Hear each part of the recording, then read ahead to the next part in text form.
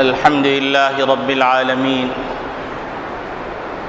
والصلاة والسلام على أشرف الأنبياء والمرسلين وخاتم النبيين محمد وعلى آله وصحبه ومن تبعهم بإحسان ودعا بدعوتهم إلى يوم الدين. أما بعد فأعوذ بالله من الشيطان الرجيم. بسم الله الرحمن الرحيم. قال الله تبارك وتعالى: لن ينال الله لحومها ولا دماؤها ولكن يناله التقوى منكم. وقال تعالى: فصل لربك وانحر إن شانئك هو الأبتر. وعن عائشة رضي الله تعالى عنها قالت: قال النبي صلى الله عليه وسلم: ما عمل ابن آدم من عمل يوم النحر أحب إلى الله من إهراق الدم، وإن الدم ليقع من الله بمكان قبل أن يقع على الأرض فطيبوا بها نفسا، أو كما قال عليه الصلاة والسلام.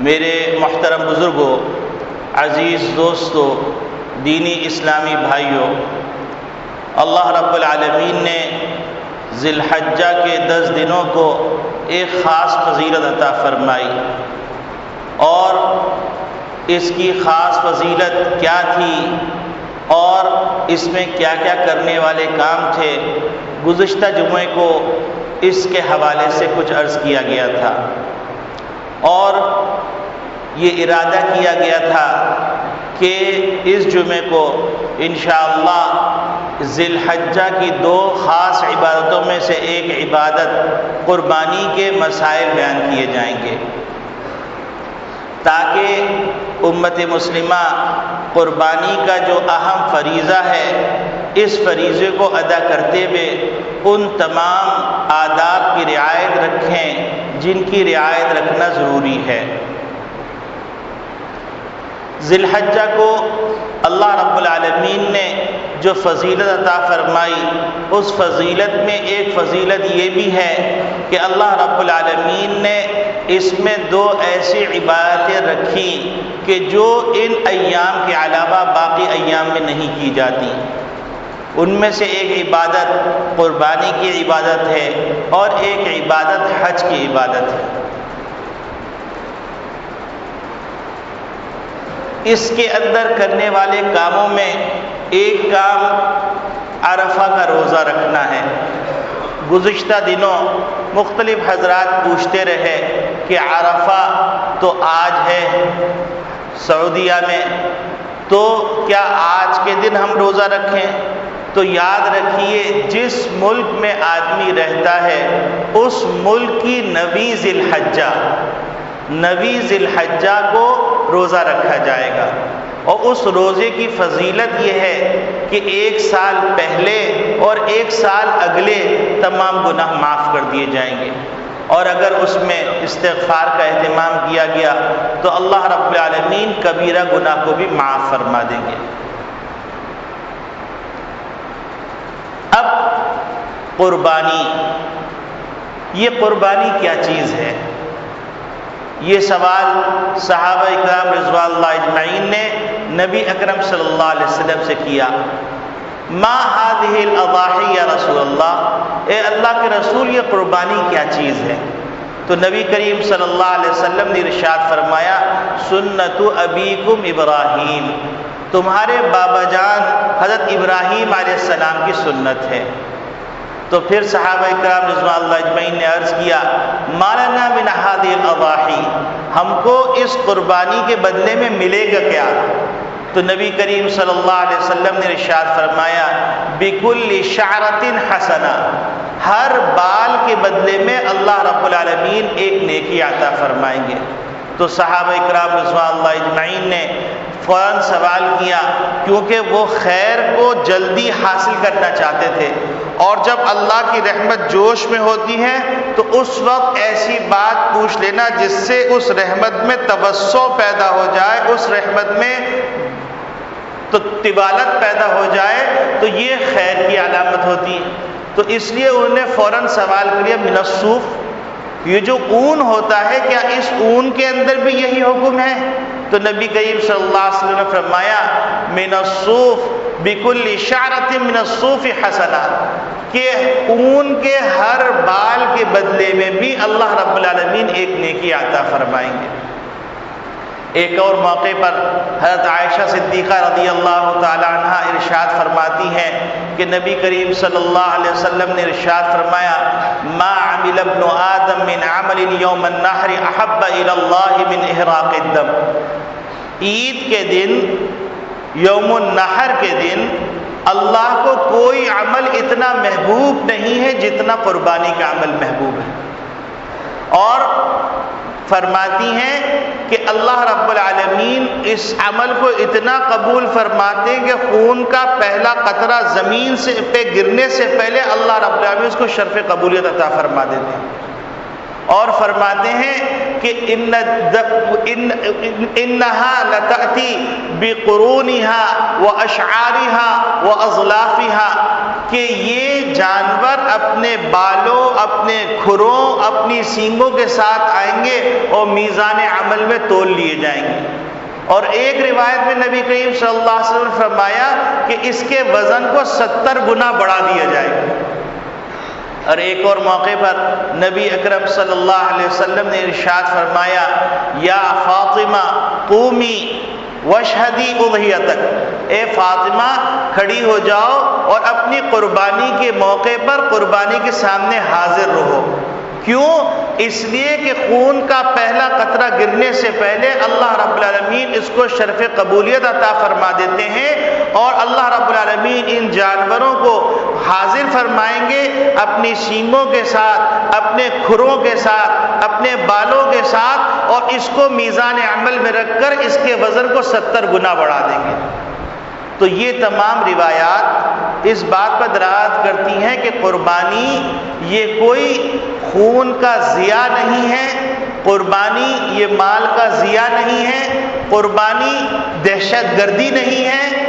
بہت سے لوگ اللہ معاف فرمائے اتنے ماڈرن ہو گئے، اتنے لبرل ہو گئے، اتنے روشن خیال ہو گئے کہ اسلام کی ہر چیز کے اندر ان کو دہشت گردی نظر آتی ہے، ہر چیز کے اندر انتہائی جنگلی انداز نظر آتا ہے۔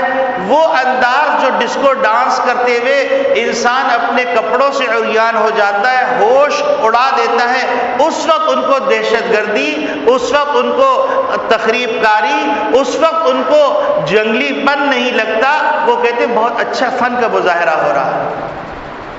اور جب اللہ کی عبادت کا موقع آتا ہے تو کہتے ہیں کہ یہ کیا بات ہے کہ اسلام جو ہے پیجامے کے اندر پھنسا ہوا ہے کہ پیجامہ اوپر کر لو، ٹخنے کھول لو، ٹخنے بند کر لو، یہ کون سی بات ہے؟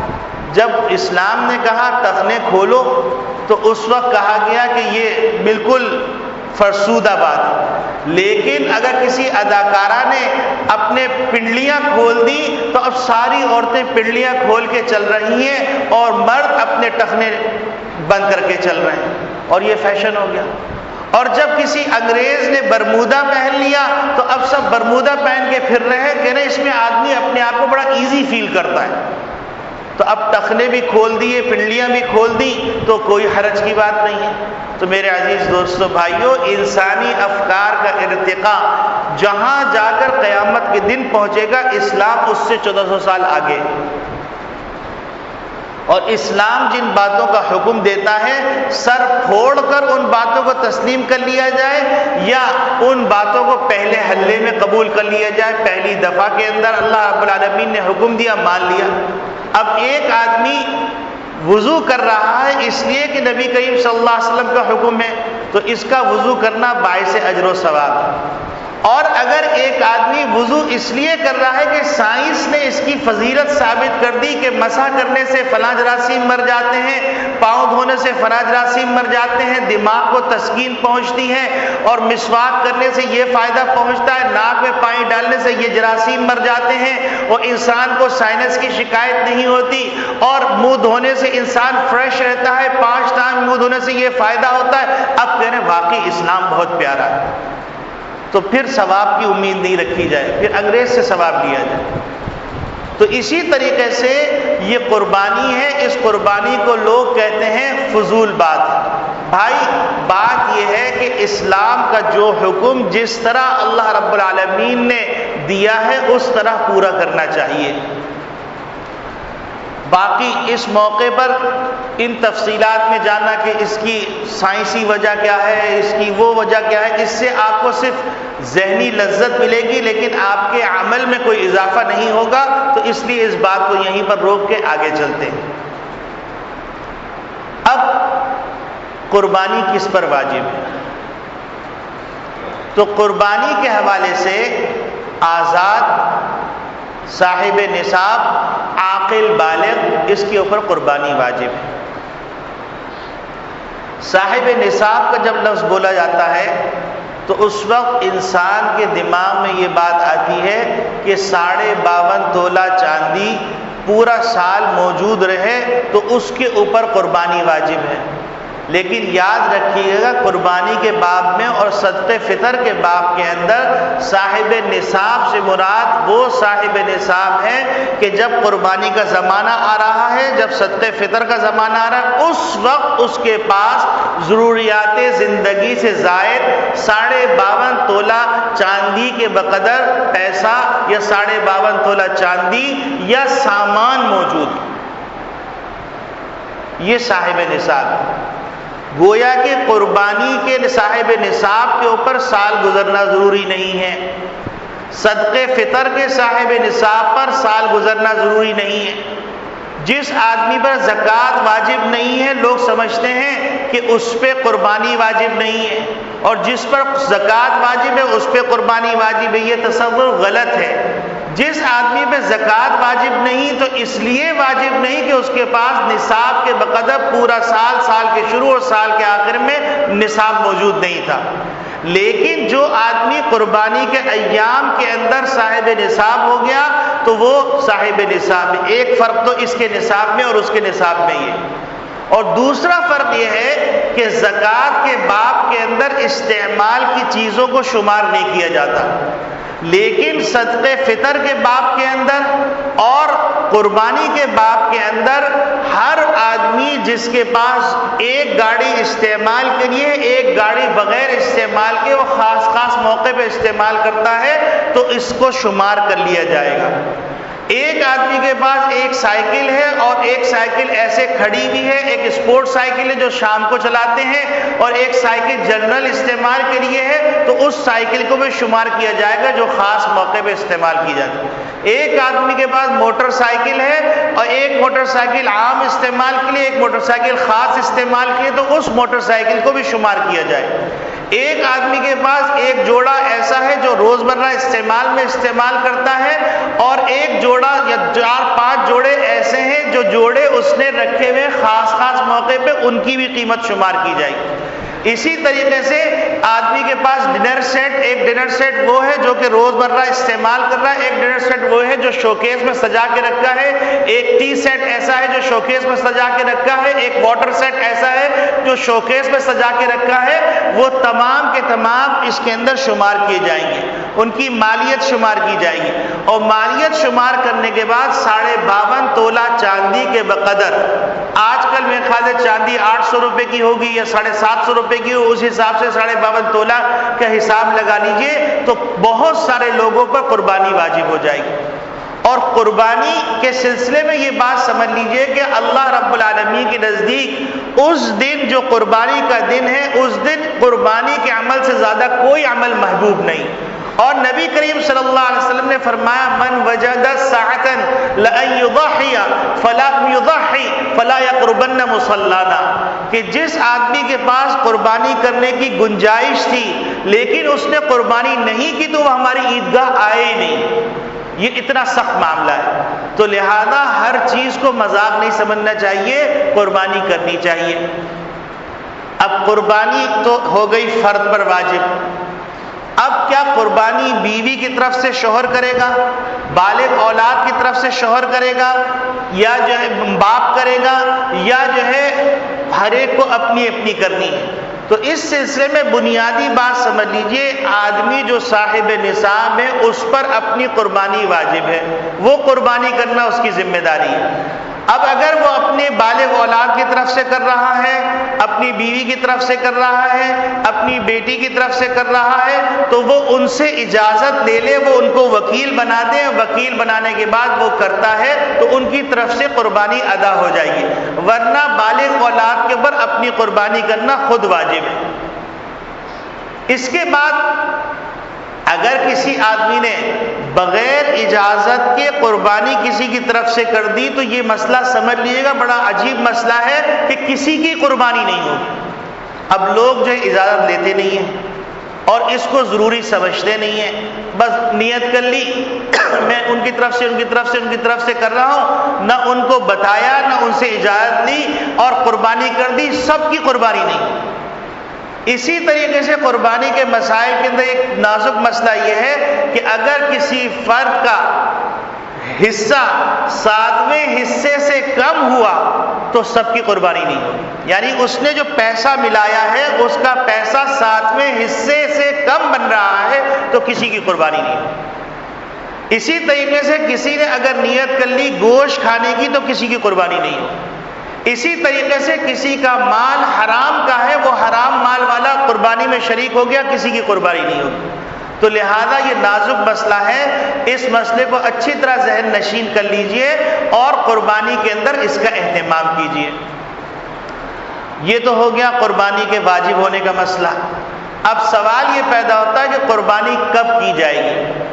تو یاد رکھیے اس میں دیہی آبادی اور شہری آبادی کا فرق ہے۔ دیہات میں جو لوگ رہتے ہیں وہ فجر سے پہلے بھی قربانی کر سکتے ہیں، اور جو لوگ شہر میں رہتے ہیں وہ عید کے بعد یوم النحر 10ویں ذی الحجہ کو قربانی کر سکتے ہیں۔ اور اس میں یہ مسئلہ سمجھ لیجئے گا کہ عید کی نماز شہر میں کہیں ہو گئی تو باقی کے لیے قربانی کرنے کی اجازت ہے۔ یہ مطلب نہیں ہے کہ قربانی کرنے کے لیے سب مسجدوں میں عید کی نماز ہو جائے تو اس کے بعد قربانی ہو۔ ایک جگہ عید کی نماز ہو گئی شہر میں تو باقی شہر والوں کے لیے قربانی کرنے کی اجازت ہے۔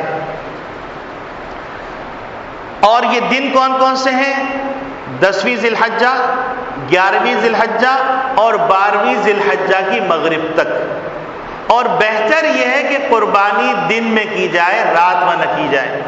لیکن اگر جیسے آج کل لائٹوں کا بندوبست ہو گیا ہے، ایسی لائٹیں جو دن کا سما پیدا کر دیتی ہیں، تو اس میں علماء نے لکھا ہے کہ کوئی مذائقے کی بات نہیں ہے۔ اگر کسی نے دن میں قربانی نہیں کی، رات میں قربانی کر رہا ہے تو اس کی قربانی ہو جائے گی، کراہیت نہیں۔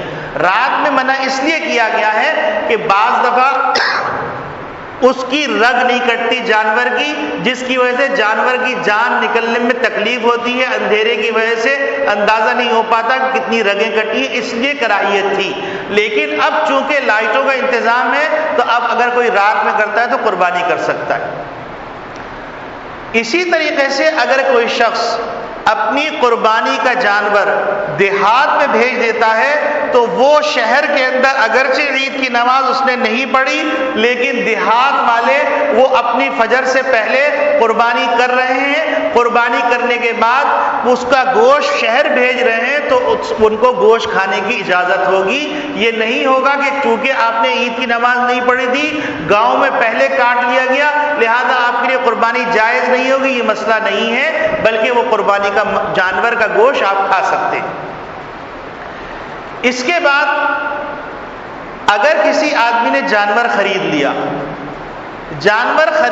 اور جانور خریدنے کے بعد کسی وجہ سے وہ قربانی نہیں کر سکا، 10ویں ذی الحجہ بھی گزر گئی، 11ویں ذی الحجہ بھی گزر گئی، 12ویں ذی الحجہ کی مغرب گزر گئی، تو اس کے اوپر واجب ہے کہ اس قربانی کے جانور کو بعینہ ہی صدقہ کر دے۔ اور اگر کسی وجہ سے قربانی کے جانور خرید نہیں سکا تھا تو اس کے اوپر واجب یہ کہ اس کی قیمت صدقہ کر دے۔ اب قربانی کا جانور، اس کے شرکا، یہ تو آپ کو پتہ چل گیا کہ اس کے شرکا کیسے ہونے چاہیے۔ اب سوال یہ پیدا ہوتا ہے کہ قربانی کے جانور کو ذبح کرتے وقت کیا پڑھا جائے، کیا کیا جائے؟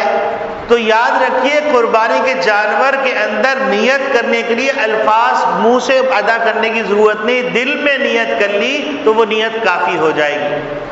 اور قربانی کے جانور کو ذبح کرنے سے پہلے اللہم انی وجہت وجہی الذی فطر السماوات والارض حنیفا وما انا من المشرکین، تو یہ جو آیت ہے اس آیت کو پڑھا جائے گا، اور پڑھنے کے بعد بسم اللہ اللہ اکبر کہہ کر ذبح کیا جائے گا۔ اس کے ساتھ یہ لفظ اللہم تقبل منی و منکا، تو یہ جو ہے کہنے کی ضرورت نہیں ہے، اور نہ ہی قربانی کے ذبح کرنے کے بعد ان لوگوں کے نام لینے کی ضرورت ہے، وہ تصور کر لیجئے وہ کافی ہے۔ ہاں قربانی ہونے کے بعد آپ کہتے ہیں کہ اے اللہ اس کو قبول فرما لیجئے میری طرف سے، میرے والدین کی طرف سے، میرے بہن بھائیوں کی طرف سے، تو صحیح ہے۔ اسی طریقے سے بعض لوگ قربانی کو ذبح کرتے ہوئے اس بات کا خیال نہیں رکھتے کہ قصائی مسلمان ہے یا کافر ہے۔ یاد رکھیے اگر قصائی کافر ہوا، جیسے کہ برساتی مینڈک نکلتے اسی طرح برساتی قصائی بھی ہوتے ہیں، تو اب وہ برساتی قصائی بہت سارے کافر ہوتے ہیں، اور کافر ہونے کے بعد وہ بسم اللہ اللہ اکبر کہہ کے ذبح کرے تب بھی قربانی نہیں ہوگی۔ قصائی کے لیے ضروری یہ ہے کہ وہ قصائی مسلمان ہو، اہل کتاب میں سے ہو۔ اس کے بعد بعض لوگ قربانی کے وقت قصائی نے چھری رکھی تو اس کے اوپر وہ بھی ہاتھ رکھ لیتے ہیں، اور پھر دونوں مل کے قربانی کر رہے ہوتے ہیں۔ تو یاد رکھیے گلا کاٹنے کے بعد اگر دو ہاتھ ہیں تو دونوں کو مستقلاً بسم اللہ اللہ اکبر کہنا پڑے گا، یعنی ذبح کرنے والا قصائی وہ بھی بسم اللہ اللہ اکبر کہے گا، اور آپ نے جو ہاتھ رکھا ہے آپ بھی بسم اللہ اللہ اکبر کہیں گے۔ یہ ضروری امر ہے۔ اس کے بعد مرحلہ آتا ہے قربانی کے گوشت کی تقسیم کا۔ تو اب یہ میں ابھی بتاؤں گا قربانی کے جانور کیسا ہونا چاہیے، لیکن چونکہ گلا کٹ گیا ہے تو اس لیے پہلے بتا دیتے ہیں کہ قربانی کا گوشت کیسے تقسیم ہوگا۔ تو یاد رکھیے کہ قربانی کی کھال اس کو آپ اپنے ذاتی استعمال میں تو لے کے آ سکتے ہیں، لیکن قربانی کی کھال آپ فروخت نہیں کر سکتے۔ آپ اگر فروخت کریں گے تو فروخت کرنے کے بعد اس کا پیسہ مصارف زکوٰۃ میں خرچ کرنا ہوگا، اور اسی طریقے سے اگر قربانی کی کھال چوری ہو گئی یا لوٹ لی گئی تو ایسی صورت کے اندر قربانی کے کھال کی قیمت لگا کر مستحقین زکوٰۃ، اور آج کل کے زمانے میں بہترین مصرف مدارس ہیں، جامعات ہیں، جہاں پر قال اللہ قال رسول سکھایا جاتا ہے، اور جہاں پر افراد کی کردار سازی کی جاتی ہے، مستقبل کے معمار تیار کیے جاتے ہیں، اور اللہ کے دین کے حاملین تیار کی جاتے ہیں، وہ اس کے لیے بہترین مصرف ہے۔ اور آپ کے علاقے کے اندر جامعۃ العلوم الاسلامیہ علامہ بن نوری ٹاؤن ہے، آپ وہاں کھال پہنچا دیجئے، یا ان کا جو سینٹر ہے اس سینٹر کے اندر پہنچا دیجئے، یا ان کے کارکن کا نمبر لے لیجئے، کارکن کو فون کر لیجئے، وہ آ کے لے جائے گا، تو آپ کا مال صحیح مصرف میں استعمال ہو جائے گا۔ قربانی اگر حصے داروں کی قربانی ہے تو یاد رکھیے کہ حصے داروں کی قربانی کو تول کر تقسیم کیا جائے گا۔ یہ نہیں ہوگا کہ اٹکل سے اندازے سے اتنا اس کا اتنا اس کا، یہ نہیں ہوگا، بلکہ سب کو تول کر دینا پڑے گا۔ اسی طریقے سے قربانی کا گوشت پورا کا پورا آپ خود استعمال کر سکتے ہیں، قربانی کا گوشت پورا کا پورا آپ خیرات کر سکتے ہیں، قربانی کا گوشت پورا کا پورا رشتہ داروں کو کھلا سکتے ہیں، اور قربانی کا گوشت 3 حصے تقسیم کر کے ایک حصہ اپنے پاس، ایک حصہ رشتہ داروں کے پاس، ایک حصہ غریب غربا کو، یہ صورت بھی صحیح ہے۔ قربانی کے حوالے سے بعض لوگ یہ سوال کرتے ہیں کہ قربانی کرتے ہوئے اگر ہم اپنے بیٹے کے عقیقے کی نیت کر لیں جس کا عقیقہ نہیں ہوا، تو یاد رکھیے قربانی کے اندر عقیقے کی نیت کی جا سکتی ہے کہ آپ نے ایک حصہ لیا اپنی قربانی مال کی قربانی کا، اور دوسرا حصہ آپ نے لیا عقیقے کا، تو یہ صحیح ہے۔ اسی طریقے سے قربانی مسافر پر نہیں ہے۔ مسافر اگر سفر کے اندر ہے اور اس کے پاس اتنا پیسہ ہے کہ وہ اگر قربانی کرنا چاہے تو اس کے سفر کے اندر کوئی پریشانی نہیں ہوتی، تو افضل یہ ہے کہ وہ قربانی کر لے۔ تو قربانی گویا کہ اگر کوئی آدمی حج پہ گیا ہوا ہے اور حج کے اندر اس نے قربانی کی ہے تو وہ حج کی قربانی، اور مال کی قربانی اس کو کرنی الگ ہے. تو یہ دو الگ الگ قربانیاں ہیں. بعض لوگ سمجھتے ہیں ہم نے حج کی قربانی کر دی تو ہمارے مال کی قربانی ہو گئی. یاد رکھیے مالداری کی قربانی الگ ہے اور حج کی قربانی الگ ہے، وہ بھی حج قران اور حج تمتع کی، حج افراد کی قربانی نہیں ہے. یہ تو وہ مسئلہ ہے جو قربانی سے متعلق ہے. اب اگر ایک آدمی مالدار ہے اور کہیں پر وہ 15 دن یا اس سے زیادہ رہ رہا ہے تو یاد رکھیے اس کو مسافر نہیں کہا جائے گا، اس کو مقیم کہا جائے گا. اس پہ قربانی کرنا واجب ہے، افضل نہیں بلکہ واجب ہے، اور نہیں کرنے کے اندر اس کو گناہ ملے گا. اس کے بعد قربانی کا جانور کیسا ہونا چاہیے؟ تو قربانی کے جانور کے لیے تو اصل یہ ہے کہ قربانی کا جانور تندرست ہو اور خوبصورت ہو، اور بہتر یہ ہے کہ 1-2 دن پہلے لایا جائے، اپنے ہاتھ سے اس کو چارہ دیا جائے، اپنے ہاتھ سے اس کو سدھارا جائے اور اس کے بعد قربانی کی جائے تاکہ زیادہ محبت والی قربانی ہو.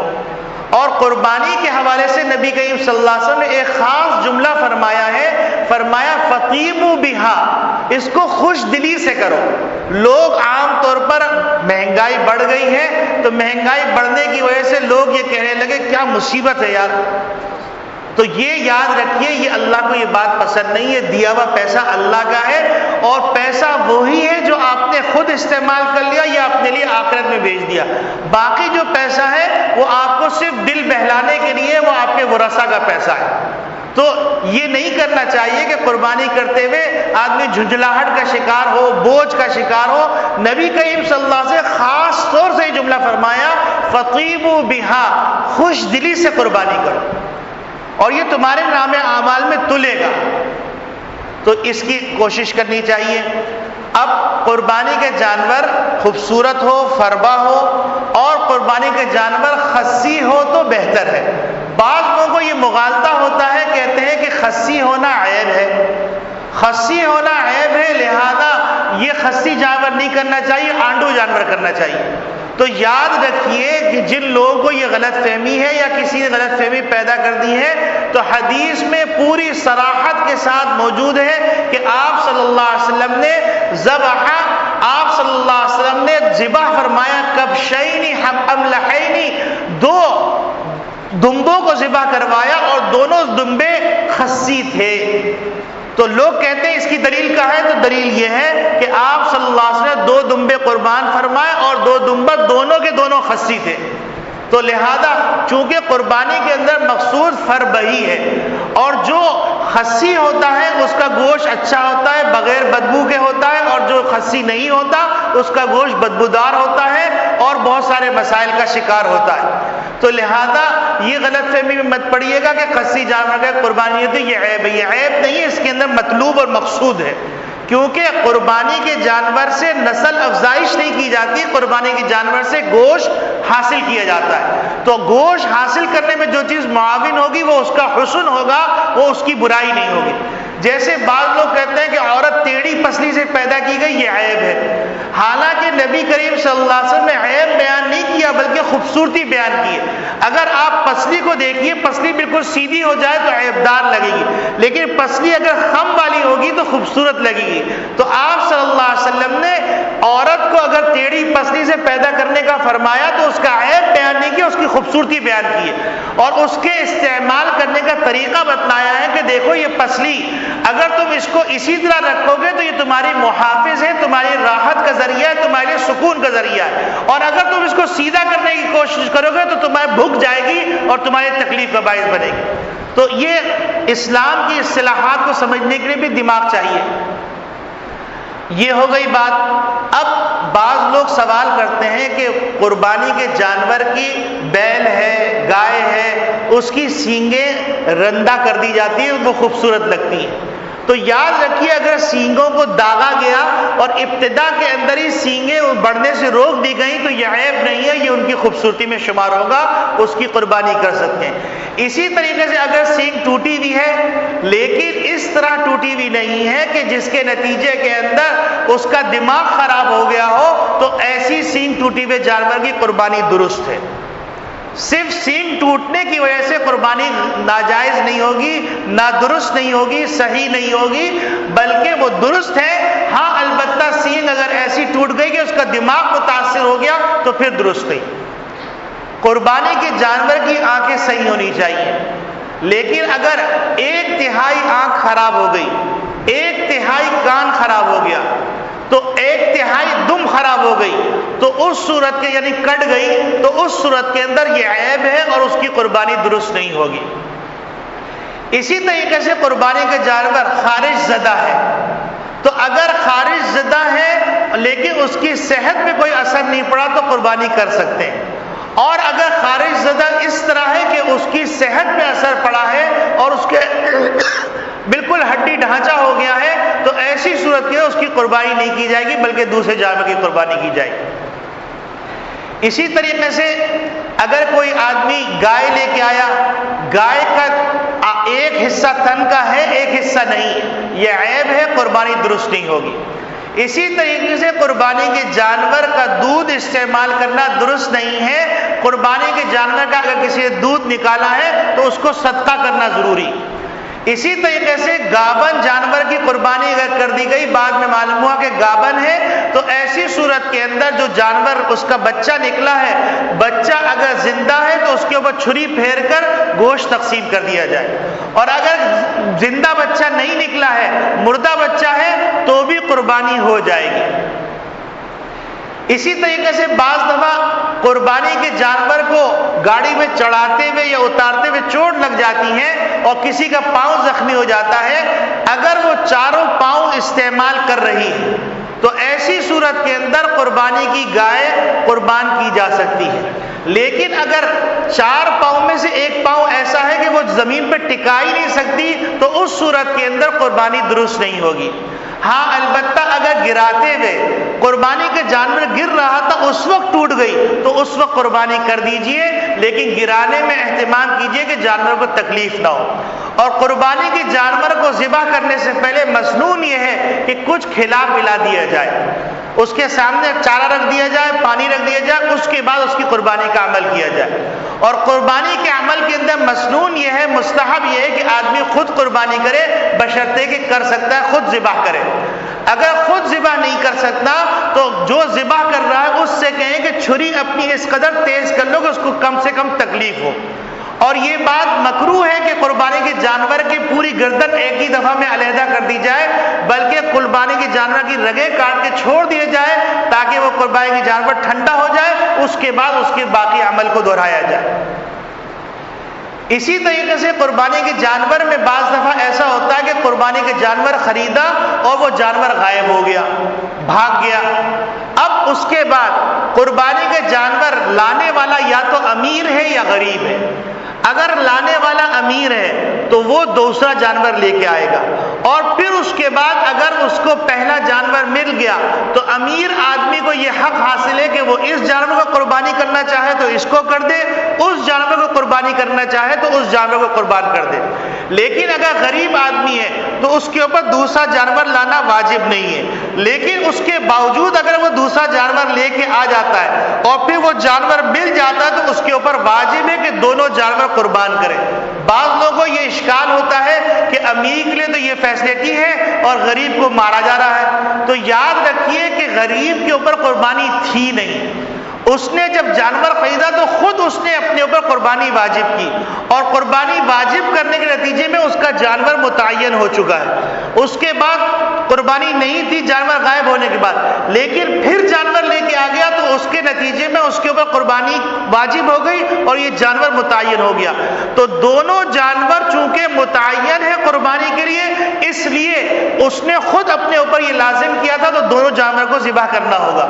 مالدار آدمی کے اوپر قربانی مال کی وجہ سے تھی تو وہ جانور کے اندر اس کو آپشن ہے کہ وہ اس کو ذبح کرنا چاہے یا اس کو ذبح کرنا چاہے۔ اسی طریقے سے قربانی کے جانور کے اندر اس بات کا خیال رکھا جائے کہ اس کو اچھی طرح رکھا جائے، اچھی طرح کھلایا جائے، اچھی طرح پلایا جائے، اور کچھ دن پہلے لایا جائے تاکہ وہ اس سے کچھ انسیت ہو جائے، اور انسیت ہونے کے نتیجے میں وہ قربانی کے جانور کو ذبح کرنے کے اندر زیادہ ثواب ملے گا۔ یہ موٹے موٹے وہ مسائل ہیں جو روزمرہ زندگی میں آپ کے پاس سال میں ایک دفعہ آتے ہیں، تو اس لیے ان مسائل کو یاد کر لیجئے اور یاد کرنے کے بعد اس کے مطابق قربانی کا انتظام کیجئے۔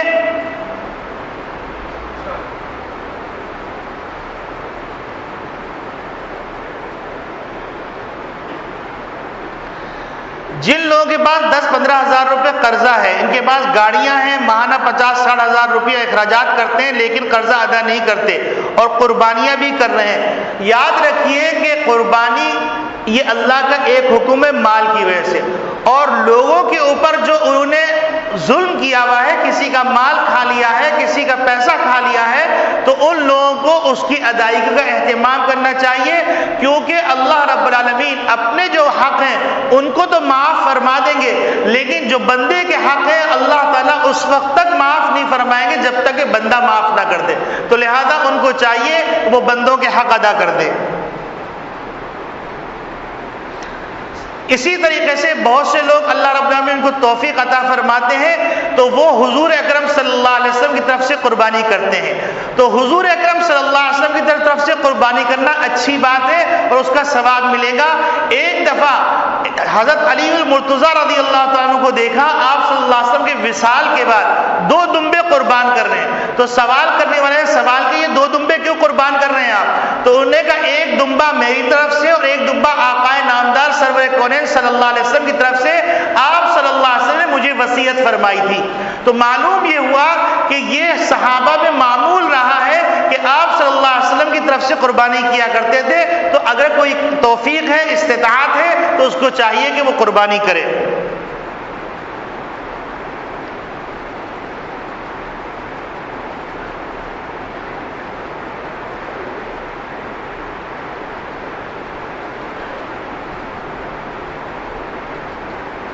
سوال سمجھ میں نہیں آیا؟ اچھا، بہرحال یہ آپ لوگوں کے سامنے مسائل آ گئے ہیں، ان مسائل کو سیکھیے، اور آخری جملہ جو نبی کریم صلی اللہ علیہ وسلم فرمایا، فَطِيبُوا بِهَا نَفْسًا، خوش دلی سے قربانی کرو۔ اور اگر کسی آدمی پہ قرضہ ہے اور قرضہ ایسا ہے کہ وہ قرضہ ادا کرنے کے لیے ٹائم باقی ہے، تو اس آدمی کو چاہیے وہ کسی سے قرضہ لے کر ابھی قربانی کر لے، قربانی میں حصہ لے لے، اور اس عمل کو محبت سے